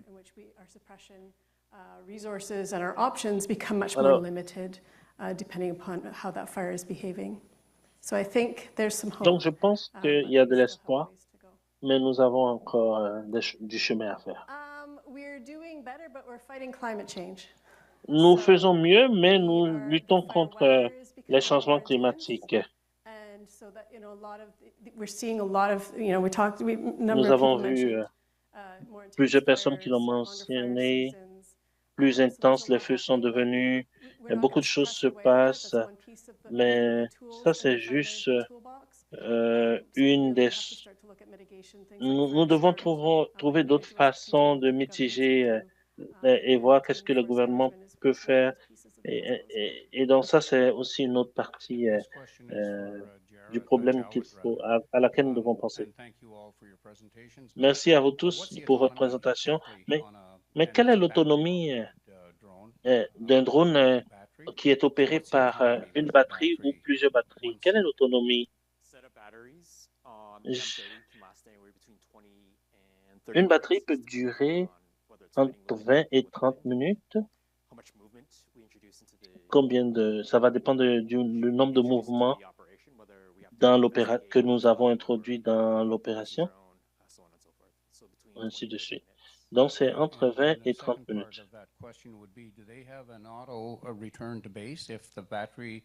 Est-ce que vous avez une façon de faire revenir le drone à la base lorsque la batterie est proche d'être déchargée?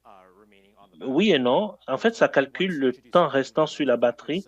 Et quand vous introduisez par exemple, les vents forts et tout ça, ça peut empêcher parfois la fonction de retour à la maison. Et effectivement, nous avons une fonction automatisée, mais il faut quand même surveiller pour s'assurer que tout va bien. J'aimerais vraiment vous remercier pour votre présentation ce soir. Moi, je travaille pour la Haute Commission de la Grande-Bretagne. J'ai eu une carrière dans l'aviation. Et moi, j'ai toujours dit dans la vie, l'hélicoptère, on ne peut jamais en avoir assez. Mais ma question, c'est qu'est-ce qui détermine si vous utilisez de l'eau, autre chose ou un retardant? Okay. Typically, so in the IA role with the light and intermediate helicopters, it's typically water only because we're going to have to find a water source. Oui, donc la plupart du temps, nous allons utiliser, pour les hélicoptères, nous allons utiliser essentiellement de l'eau. et pour donc la contraction de tout ce qui est prévention et puis éteindre les incendies, nous allons utiliser pour les hélicoptères, nous allons utiliser l'eau pour éviter justement que ça ne continue à se propager et aussi pour protéger les équipes qui sont sur le terrain et qui sont en train de travailler. Quand on est en train de parler justement d'un feu qui perdure, alors à ce moment-là, ce que nous faisons, c'est justement, nous allons commencer à utiliser les produits retardants pour essayer justement d'éviter la propagation du feu et de l'incendie. Alors, bien sûr, ça va être, par exemple, nous allons prendre en considération aussi le temps que le feu a eu. Si c'est un feu que nous devons combattre pendant un mois, il est bien sûr très important de pouvoir utiliser les retardants pour permettre justement de ne pas éteindre. Et il faut aussi prendre en considération les différents outils, que ce soit les hélicoptères, bien sûr, les avions, les drones, et il faut absolument. Il faut prendre en considération que quand le feu, justement, arrive sur place, ce que nous essayons de faire, c'est de combattre celui-ci. Oui, mais j'adore beaucoup votre commentaire. Plus d'hélicoptères.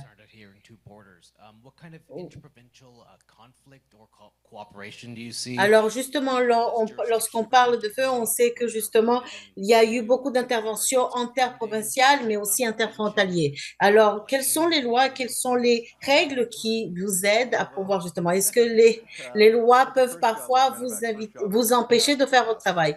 Oui, tout ce que vous venez de dire. Pour les provinces de l'Ouest, nous avons un agrément qui nous permet de pouvoir travailler les uns avec les autres et de pouvoir aller jusque, par exemple, en Saskatchewan et dans les territoires qui entourent l'Alberta ou la Colombie-Britannique. Et ceci nous permet, et eux, ils peuvent faire la même chose. Par contre, lorsque nous avons justement, lorsque l'on parle du territoire fédéral, nous avons justement certains parcs qui sont considérés comme des parcs en zone écologique que nous devons aussi prendre en considération. Maintenant, c'est beaucoup mieux ces derniers temps. Là, il y a 2 ans, par exemple, nous avons fait face à des feux qui ont fait qu'aujourd'hui, nous avons des meilleures ententes. Bien sûr, tout dépend de comment est-ce que les agences et les services de pompiers travaillent ensemble. I don't worry about funding. Nous, on ne s'inquiète pas trop par rapport au fonds. Nous savons qu'il y aura quelqu'un qui finira par nous payer. Oui, nous avons justement une agence qui est l'agence de coordination fédérale et qui nous permet de pouvoir gérer toutes ces coordinations. Si par exemple l'Ontario avait besoin de soutien et qui ont besoin de soutien qui viennent de l'extérieur, il y a un protocole qui justement permet aux autres agences des autres provinces, ou que ce soit pour de tout ce qui est aviation, donc hélicoptères et avions, et peu importe que le plus important, c'est de pouvoir justement trouver un territoire qui n'est pas occupé à combattre des feux et qui peut venir aider et entretenir. Par exemple, en 2023, nous avons dû utiliser toutes les ressources que nous avions sur le terrain puisque nous étions en train de combattre plusieurs feux sur tout le territoire canadien. Il y a bien sûr le partage entre provinces. Il y a aussi des protocoles d'entente entre les provinces et bien sûr, cette agence de coordination qui nous permet de faire la coordination, la logistique au travers du pays. Je pense que je l'ai aussi mentionné dans ma présentation. L'une des choses qui nous manque, par exemple, du côté des États-Unis, il y a à peu près 10 ans. Oui, ce que nous devons justement voir, c'est que les États-Unis ont commencé à s'organiser justement au sein d'une même agence qui permet de couvrir le territoire au complet des États-Unis. Et nous étions en train de voir comment est-ce que nous pourrions faire partie de cette agence ou de collaborer avec. Ce que ceci va nous permettre de faire, c'est comme Paul l'a mentionné dans sa présentation, lorsque on est en train de combattre des feux de forêt, vous avez besoin de faire plusieurs tours Nous n'avons pas aussi parlé, parlant des feux de nuit. Parce que les feux ne malheureusement pas attendre que le soleil se lève. Et avec ça, vous avez besoin justement de pouvoir définir certaines affinités et collaborations et logistiques qui nous permettent de pouvoir travailler entre les organisations et interagences et interpays.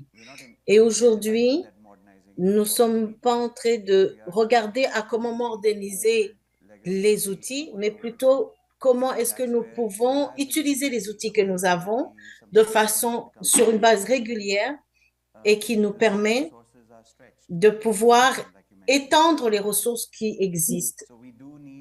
Nous avons donc besoin des efforts qui doivent être faits de ce côté-là pour nous permettre justement à aider au développement et à l'usage de ces ressources.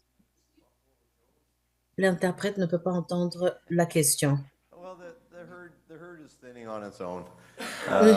Je pense que la meute se tient toute seule. Nous avons besoin de plus de pilotes, ça c'est sûr.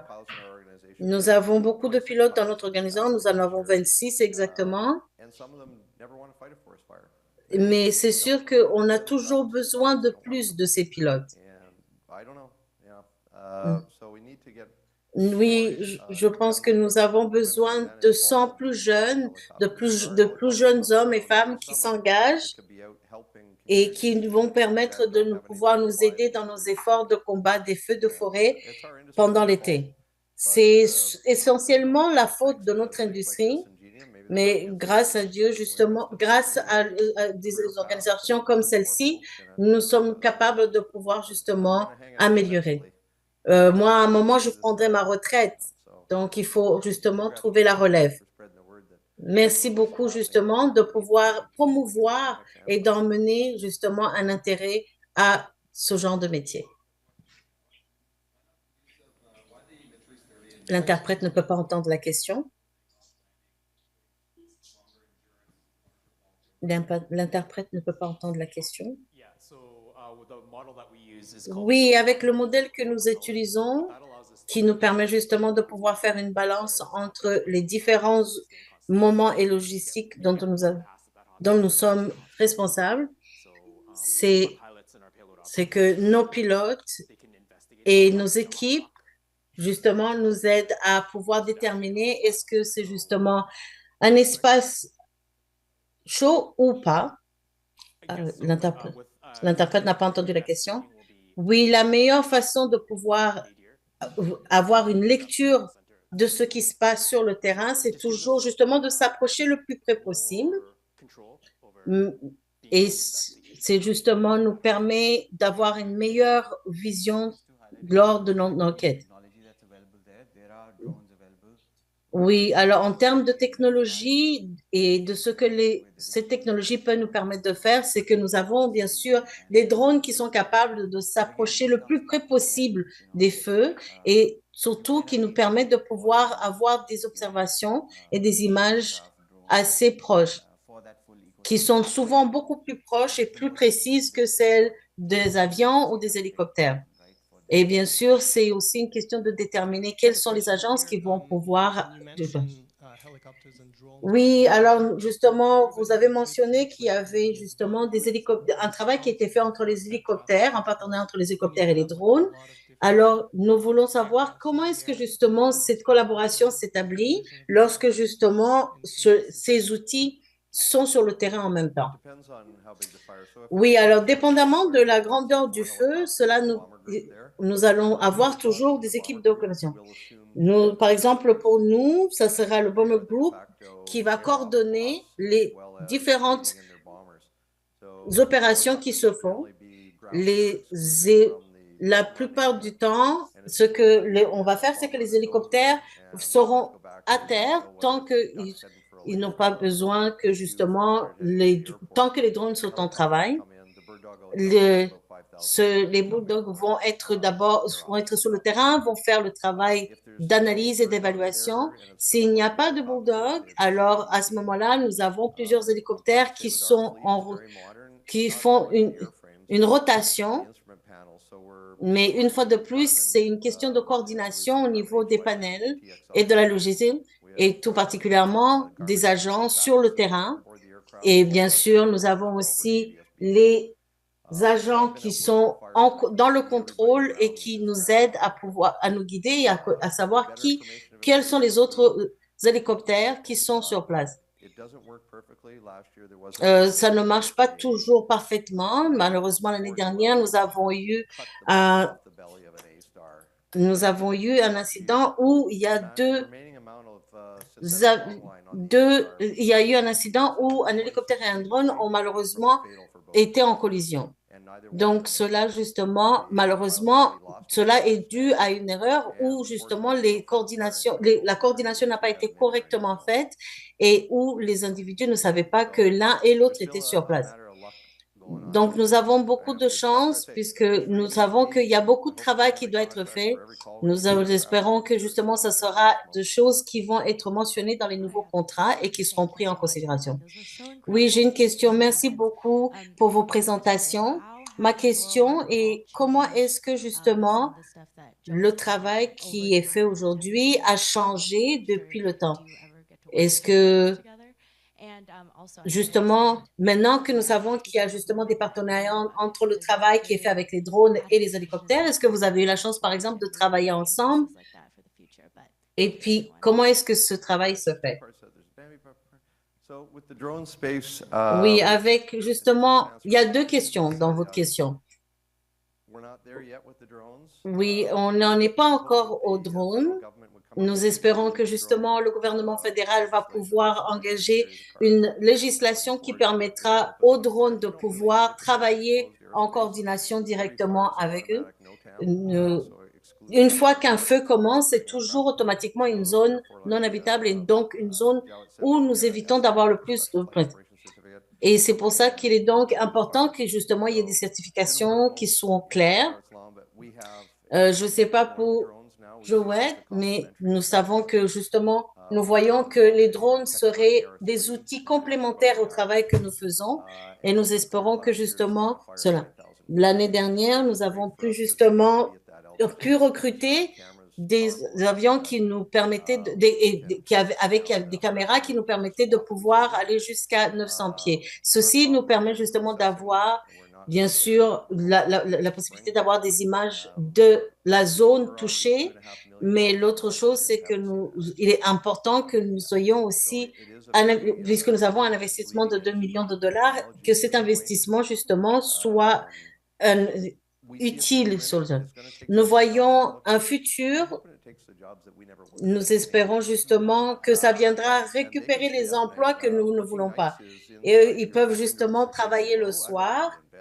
Moi, personnellement, je préfère être au lit le soir.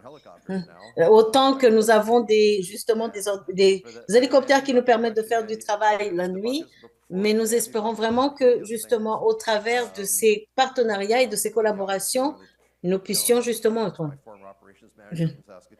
Oui.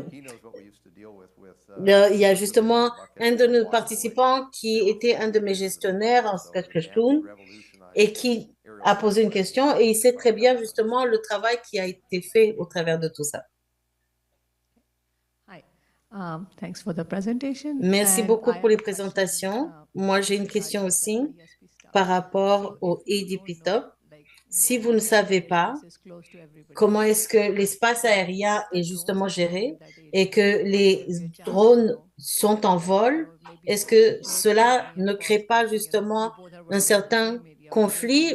Comment est-ce que vous pouvez justement déterminer les zones de travail des uns et des autres et éviter des incidents comme celui de l'année? Ou est-ce que vous déterminez le temps où les hélicoptères sont en vol et puis les drones sont en vol? Oui, en général, ce qui se passe, c'est que la plupart du temps, les drones rentrent en jeu, surtout en soirée, en nuit, puisque justement, c'est le temps où les pilotes ainsi que les équipes sur le sol, en général, prennent du repos. Et par exemple, nous avions, en ce qui nous concerne, lorsque les hélicoptères et puis les appareils de nuit sont en vol, alors c'est une zone aérienne qui est interdite aux drones. Mais c'est aussi interdit à tout autre avion ou à tout autre appareil volant.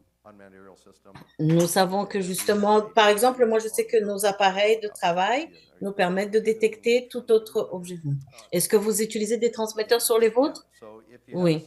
Donc, si vous avez un système dans votre hélicoptère, vous savez qui est où. Est-ce que vous risquez justement vous avez peut-être pas peur que justement d'autres personnes veuillent utiliser leurs drones individuels et personnels?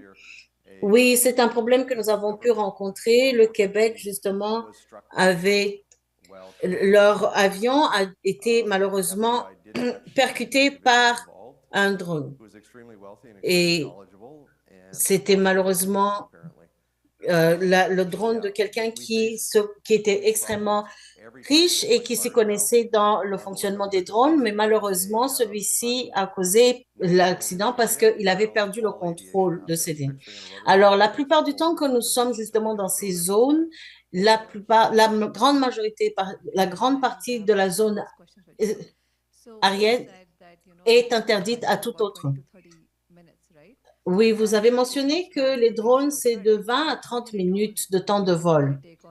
Comment justement faites-vous pour pouvoir couvrir les 14 jours de travail que vous faites? Et puis, combien de drones utilisez-vous? Et puis, combien de temps ça prend pour charger un drone? Oui, ce que nous avons pu faire, c'est que nous avons pu trouver la solution à cela avec plusieurs batteries qui sont justement accrochées. Donc, nous avons 4 sets qui sont toujours en charge. Et puis, ce que nous faisons, c'est que nous faisons des rotations. Et si jamais, par exemple, il y avait quoi que ce soit qui arrivait, nous avons en général plusieurs drones avec nous qui nous permettent. Et puis, si nous avons besoin d'avoir plus que des drones, alors à ce moment-là, nous sommes dans l'obligation de faire appel à nos correspondants au bureau. L'interprète ne peut pas entendre la question.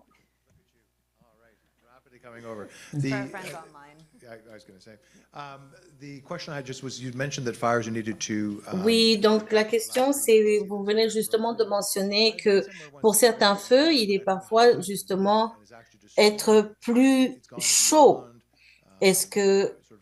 Qu'est-ce qui se passe dans ce genre de cas? Est-ce que j'ai mal entendu ou... Oui, je ne sais pas si je pourrais dire qu'ils sont plus chauds, mais je pense que c'est en termes d'intensité. Mais je pense que c'est que plutôt que le nombre de feux est de plus en plus intense et que malheureusement les feux créent un autre environnement qui fait que les feux malheureusement se répandent aussi plus facilement. Et c'est la raison pour laquelle nous disons que ces feux qui finalement se nourrissent eux-mêmes, alors ont une tendance à se répandre sur des plus grandes zones. Et donc, c'est ça qui fait que malheureusement, ça peut devenir beaucoup plus intense. En termes de quand les feux arrivent dans une communauté, malheureusement, c'est toute une autre logistique qui doit être mise en place. Pour nous autres qui travaillons justement dans la recherche, c'est justement de pouvoir permettre à la communauté de comprendre comment de ces feux se développent. Nous les appelons aussi les feux de stérilisation. Étant donné que les feux sont de plus en plus réguliers, lorsque, par exemple, ça fait 4 ans que nous nous battons avec les feux aux mêmes endroits, alors c'est souvent, par exemple, de faire de la promotion auprès de la communauté pour ramasser certaines branches ou certains objets qui sont justement, qui risquent de propager ou d'être des éléments nourrissants à ces feux. Donc, nous avons par exemple à North Marie une place où nous avons créé justement où nous avons mis beaucoup de sable pour arrêter les feux. Et ce qui se passe, c'est qu'il faut prendre en considération aussi l'hydratation des feux ou comment le sol réagit à ces derniers.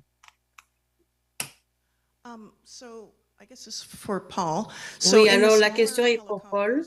Donc, dans un plus petit hélicoptère ou dans un hélicoptère moyen, comment est-ce que vous faites pour justement avoir les équipements et l'équipe? Est-ce que le pilote est justement doit être capable aussi de pouvoir diriger les caméras, lire les directives? Non, pas lors des vols. Donc, pour justement les hélicoptères de format moyen, pour la majeure partie, il va arriver, c'est que le pilote va justement avoir aussi un copilote qui va lui permettre de pouvoir justement avoir une collaboration. Mais typiquement, pour tout ce qui est justement les personnes qui travaillent sur les incendies de forêt en Alberta, c'est que les emplois qui vont être offerts vont justement vous aider à pouvoir avoir une meilleure compréhension non seulement de la technologie que vous utilisez, mais aussi des feux que vous allez combattre. Nous leur apprenons justement de comment remplir les différents outils que nous utilisons pour pouvoir aller chercher de l'eau et éteindre les feux. Donc, oui, quand j'ai commencé il y a plusieurs années, malheureusement, j'ai eu beaucoup d'échecs. Je n'étais pas capable de pouvoir justement mais nous passons tous par là. Nous avons tous besoin d'avoir des moments où nous avons des échecs dans notre carrière et qui nous permettent de pouvoir aller de l'avant et d'avancer. We're accepting and willing, they will get trained, and we'll teach them. On va leur apprendre. We have about maybe 4 minutes left now, so probably time for 2 more questions, and Jared's got one. Nous avons à peu près 4 minutes qui nous restent, donc il y a encore quelques questions qui restent. Alors, Dr. Haynes, vous avez fait des commentaires par rapport à un satellite qui s'en vient. J'aimerais bien vous entendre parler de ça. Moi, je viens de la campagne et je sais qu'il y a beaucoup de travail qui se font là-bas. Par exemple, tout le travail que fait NRCan et toutes ces organisations. Pouvez-vous parler un peu de ces deux choses? Bien sûr. En termes, WildFireSat, c'est un satellite qui sera vers Sault Ste. Marie, qui va être menu d'infrarouge. Et la différence avec ça et les satellites traditionnels est qu'il va être stationné de sorte que quand il y a un feu au Canada, dans les zones du nord, donc il pourra le détecter. Ça va être envoyé en 2029. Alors, je demandais pour la deuxième question le travail que fait le ministère des Ressources naturelles et les autres. Il y a beaucoup de travail par rapport à la capacité de détecter à distance, donc de voir par exemple quelles sont les conditions d'humidité dans la région, parce qu'il s'agit d'un paramètre important dans les feux de brousse, parce que l'humidité dans la forêt peut permettre de prédire comment le feu va se comporter dans de telles zones. Donc, il y a du travail qui se fait à ce niveau, au niveau de l'humidité, les conditions des forêts et la verdure, et aussi à quel moment le printemps va commencer. On regarde par exemple la neige. En fait, c'est très important parce que c'est lorsque la neige disparaît que le feu commence. Donc, tout ça aussi influence la sécheresse. Et puis, donc, il y a plusieurs paramètres qu'il faut voir. Donc, nous étudions tout ça. J'espère que cela touche un peu à ce que vous demandiez. Alors, y a-t-il une question? Salut tout le monde. Merci une fois encore pour les présentations. On a beaucoup entendu parler de l'importance de la recherche des équipements appropriés et de la technologie, mais avec une élection fédérale qui se déclenchera peut-être dimanche prochain, quelle est la chose que vous voyez qui devrait être importante pour ces élections en ce qui concerne les incendies? Ah, pas de commentaire, pas de commentaire. Mais pourquoi on ne commence pas par vous ici, à la droite? Est-ce que je peux dire pas de commentaire? Définitivement.